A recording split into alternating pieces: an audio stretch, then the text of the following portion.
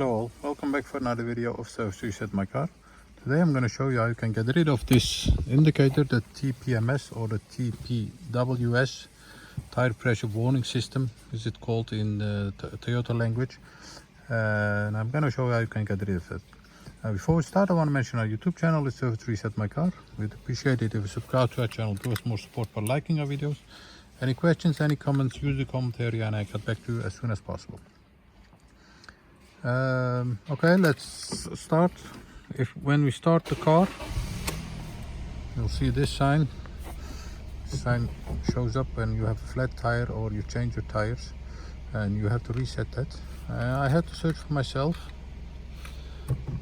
where it was located, and the tire, the button is located under the steering wheel, and I'm going to show you where it is.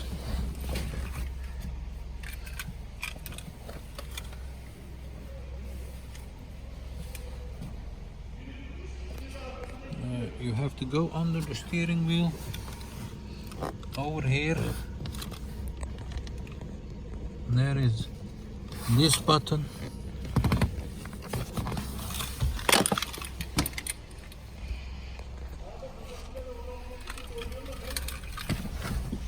You'll press that button, and when you press that button, the tire pressure indicators, keep pressing that button till the tire pressure indicator starts blinking, and when it starts blinking 3 times, you let go, turn off the ignition